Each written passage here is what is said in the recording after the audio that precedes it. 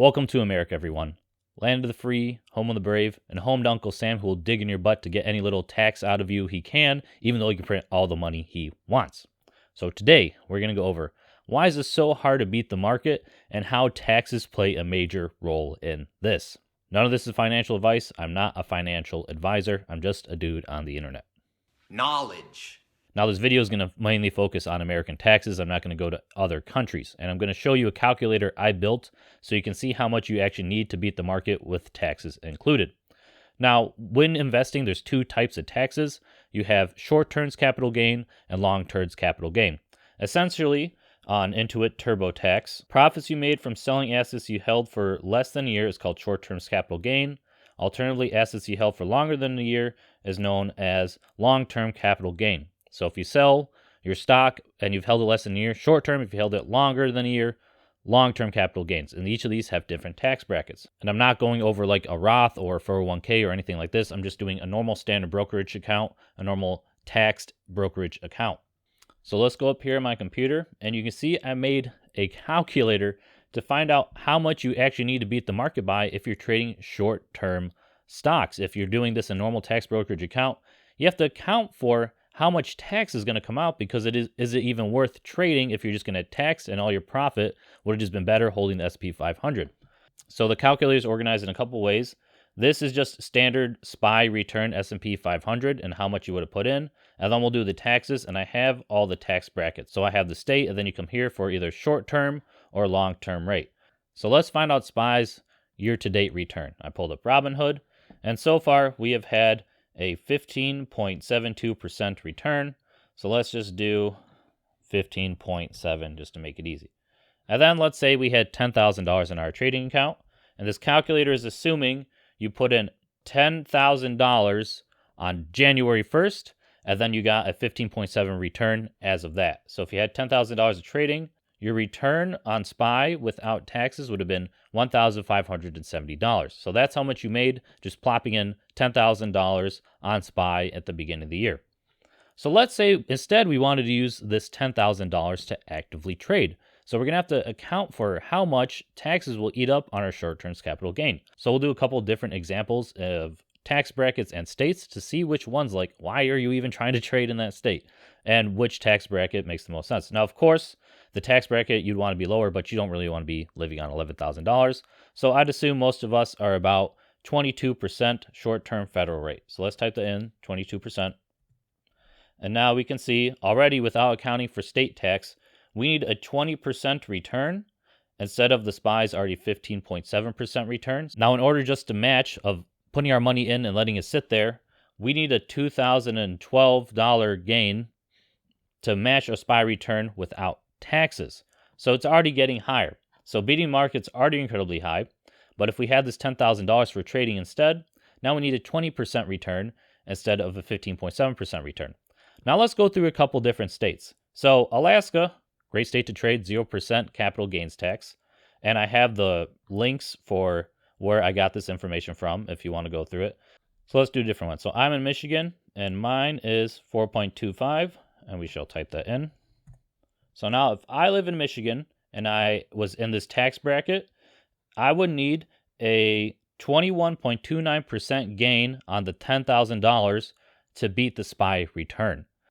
I realize there's one more thing I should put in my calculator, so I just added this to the bottom.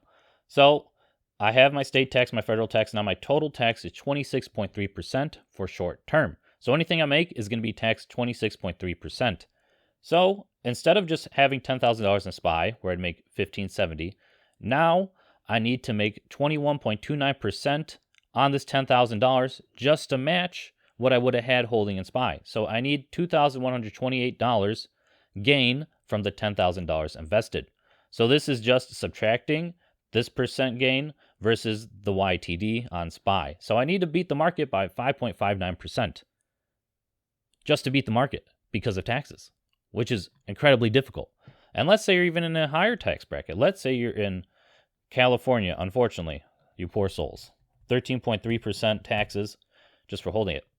Now you need 24.27% return with taxes on your $10,000 to beat SPY's year to date. And that'd be on your whole portfolio. If you put this $10,000 in from January 1st, with this $10,000, you would need this gain to beat, instead of just putting it in SP 500.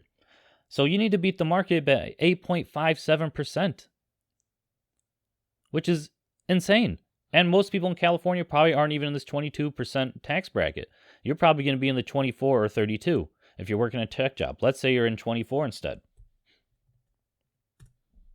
Now you need to beat the market by over 9% to make what you would just have in just putting the $10,000 in the S&P 500. This isn't a normal taxable brokerage account. So that's terrible. That's literally all your money. You have to put in all this extra work just to get taxed when attempting to beat the market. Unless you're doing this in a Roth or any other tax-advantaged account, but a normal taxable brokerage account is really worth it if you're living in Cali, if you're in the 24% tax bracket. Now, let's say you're living somewhere else. Let's say you're living in a state, you can easily live on this $44,000 to $95,000 range, right? So we'd put 22, and let's say you're in Florida 0, right? Now you need to beat the market by 4.43%. And then you can keep the gains beyond that. So it'd be worthwhile actively trading instead of just having your money in the S&P 500. So depending where you live, it's very difficult to beat the market with a normal taxable brokerage account because it's just going to eat you up. If you're in Cali, which is 13.3, District Columbia, 10.75, terrible. Maine, 7.15, Minnesota, almost 10, New Jersey, over 10, New York, over 10. If you love trading, why are you in these states? Why are you going to have another 10% taken out on your gains when you could live in Florida, Alaska? Let's see where else. Nevada, New Hampshire, South Dakota, Tennessee, Texas, or Wyoming. Lots of options if you love trading. If you don't want another 10% taken out, if you want to live next to Wall Street, if you're living in New York. Why would you live there if another 10% is going to make you beat the market by 7.39% instead of if you lived in a tax advantage state, which had 0, instead of 4.43%? Logically, it doesn't make sense if you love trading that much. Now, you don't only have to use this for short term. If you want a general guess on your long-term rate, I have those up here, 0, 15, 20, and you just put them in your federal taxes and still put your state tax as it applies. So beating the market is already hard enough, but beating it with short-term taxes makes it even harder. Almost impossible considering all the taxes that are going to be taken out unless you're doing some very risky strategies. If you want the calculator, I'm going to leave the link in the description. You click File, though, and click on Make a Copy. Do not request this. Do not share. Do not do anything like that. You just need to make a copy, then it will be yours. Then you can edit it how you like. If you don't want to trade to try to actively beat the market, check out why I'm buying a lot of Bitcoin right here. Peace.